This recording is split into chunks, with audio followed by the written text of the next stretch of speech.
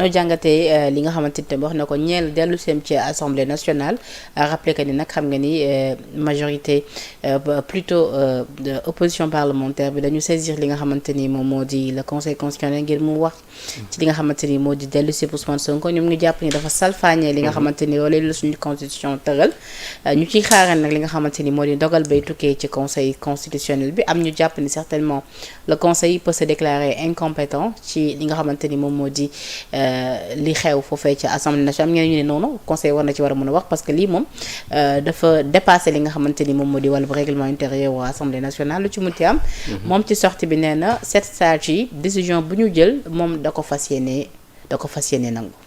waaw déjà avant may. donte ni nee na am na ay jurisprudence yu jot a jaar. donc jàpp na ni tamit peut-être mënuñu ko. avant may ñëw ci sa question di ñu tontu. comme da nga wax conseil constitutionnel. oui. dama bëggoon taxaw tuuti ci conseil constitutionnel. oui parce que pour man conseil constitutionnel. am na yenn yoo xam ne bu xewee le conseil constitutionnel daf ci war a prononcé wu. maanaam fi ma waxee mooy ci biir conseil constitutionnel dafa am benn juge boo xam ni Madiambal Diagne dafa génn def ay révélation ne juge bi dafa gisanteeg Ousmane Sonko. toog nañu waxtaan. ci contexte boo xam ni saisir nañ conseil constitutionnel pour mu àddu ci validité mandat wu député bu Ousmane Sonko. ci contexte boobu ñu ni Madiambal Diagne wax ka ni Ousmane Sonko dem na gisee ak kenn ci membre conseil ci juge constitutionnel yi. donc loolu mu tey xel. même juge bi gis nañ que ni en 2025 xaw ma 2024. les députés du parti démocratique sénégalais. dañ ko accusé woon de corruption. mu nekk ñaari mbir mais jusqu'à présent amuñu ci benn leeral par rapport ak cas yooyu. conseil constitutionnel n'est pas warul soustraire ci exigence ou transparence parce que conseil constitutionnel mooy bànqaas bi gën a mag dafa am solo ci suñu réew bu ñu toogee gis un juge constitutionnel ñu koy accuser yenn yi di ko tuumaal yenn yi penda li jaadu mooy conseil constitutionnel def un communiqué officiel pour addu ci mbir moomu. est-ce que jàppee ñu ko détail tamit. non xam nga daal mënuñu ko jàppee détail parce que gis nga la perception dafa am solo penda am na yenn yoo xam ni boo ci waxul da ngay fragiliser le conseil constitutionnel. parce que perception dafa doy waar. conseil constitutionnel bu waxul ci accusation yi nga xam ne teg nañ ko ci ñenn ci ay membre am mais le citoyen lambda il peut se dire non kon li ñuy tuumal waa conseil constitutionnel am na ça c'est la perception te perception boobu buy continuer di law di dem day dem ba day affaiblir l'autorité du conseil constitutionnel. juge boobu ma lay wax biñ ko fi tuumalee mbirum corruption mbirum guerre dañu jot à l'époque porté woon na plainte il y avait une plainte qui a été déposée mais penn ba fi ñuy waxee nii mënuñu la wax lenn ci plainte boobu nan la mujjee.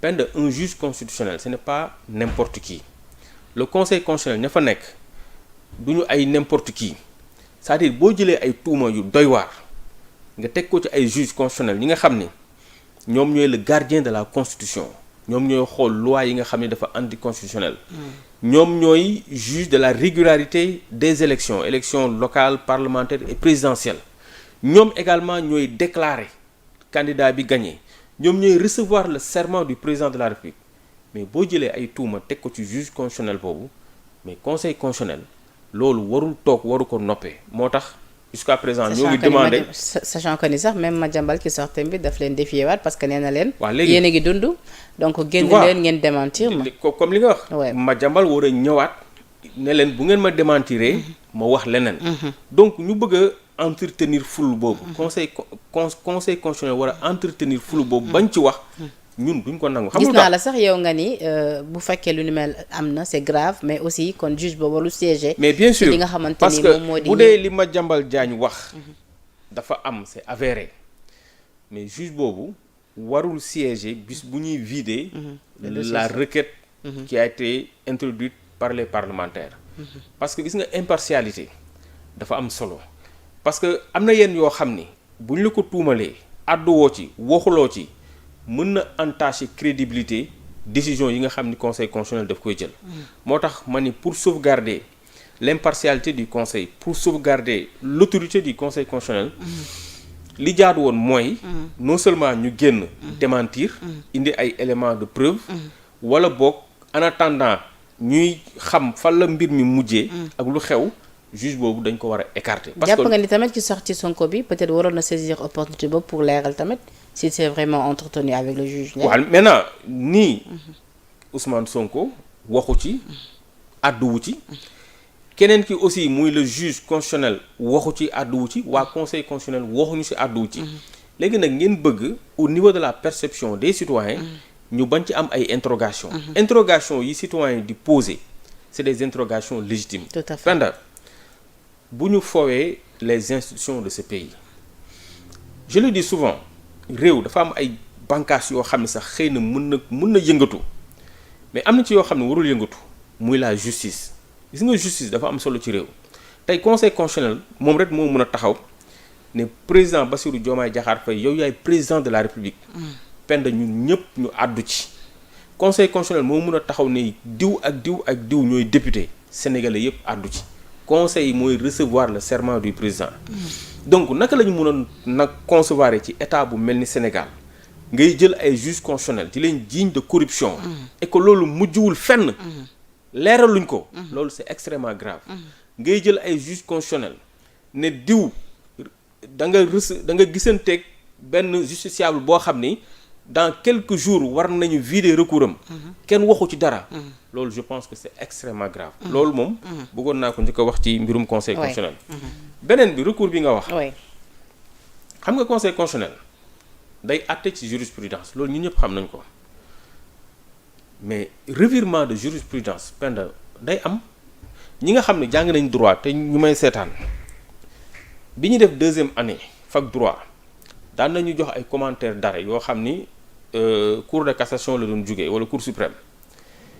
mais ñu gis que ni juge bi ci benn fait da ko doon àttee ak règle de droit boo xam ni chaque fois moom la doon utiliser mais bés ñëw juge bi teg règle yooyu fële jëlaat beneen règle loolu la ñuy wax revirement de jurisprudence maanaam mun nay àttee ci même règle ci même décision ci même méthode ci même procédure bés ñëw ma def revirement de jurisprudence parce que contexte bi changé na am na yeneen élément donc le juge constitutionnel pour man bu kenn dàq bu kenn ne juge bi amul compétence pour déclarer recevable la requête des députés lu mën a nekk la li tax ma koy wax mooy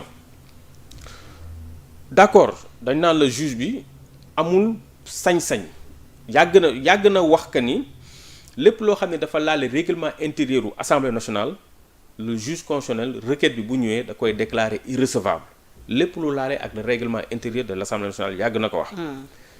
mais cette fois-ci mooy fàttali ni dañu saisir le conseil constitutionnel ci benn requête ci benn point bu précis mooy dañ ko laaj est-ce que Ousmane Sonko mandatam c'est toujours valable la validité du mandat est-ce que mandat wu Ousmane Sonko c'est toujours valable question lañ ko laaj. li tax ñu laaj ko question boobu benn le conseil constitutionnel mooy le juge de la régularité du processus et des résultats des élections moom mooy saytu élections yi parlementaires yi ndax jaar na yoon mooy déclarer ñun ñooy doon. candidat oui.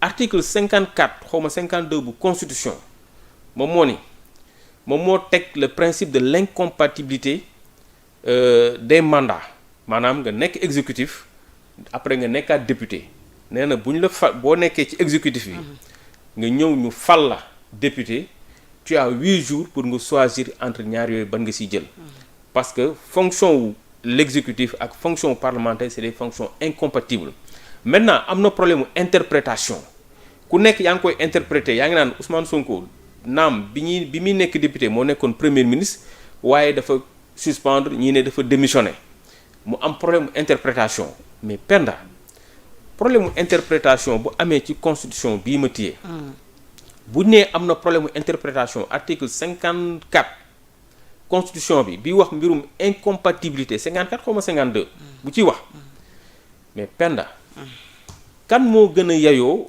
pour mun a juger pour mën a àtte nit ñi ci problème interprétation bi ñu ci am. la conseil. est-ce que suspension la. est-ce que démission la. est-ce que. pour man c'est le conseil constitutionnel.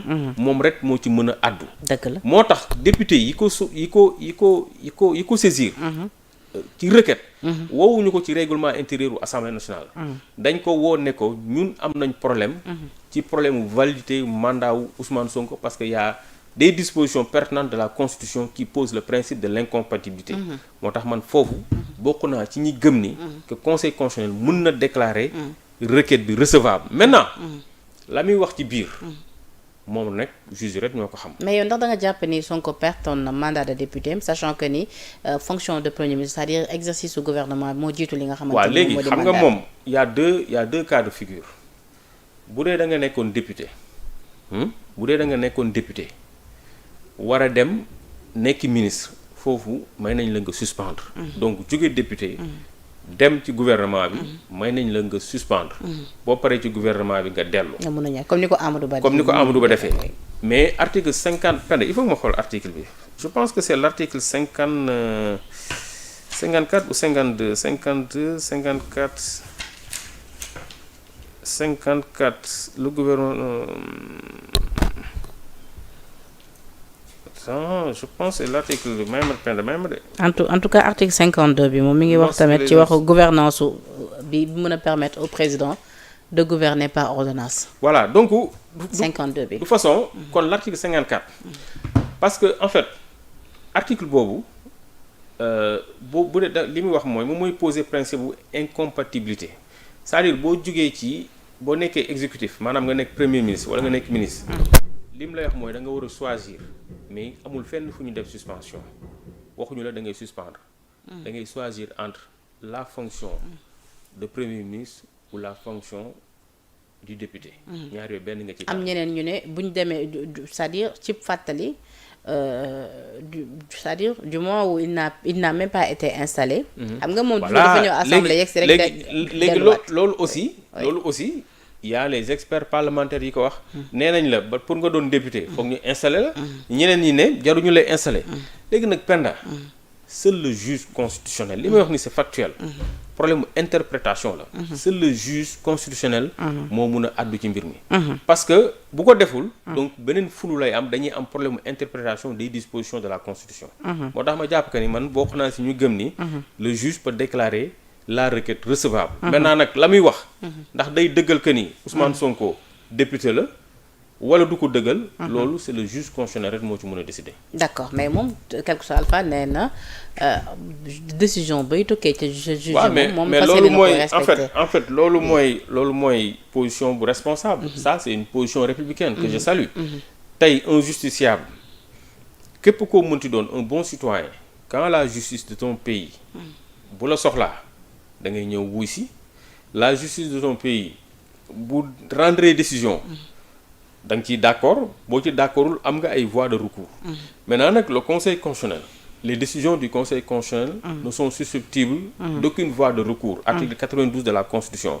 conseil constitutionnel bu xësee ba joxee décision kenn mënu ci def recours li nga mën rek mooy nga ànd ci nga conformé wu ak li nga xam ne conseil constitutionnel wax na ko donc quand Ousmane Sonko nous dit le président de l'Assemblée nationale bu waxee que ni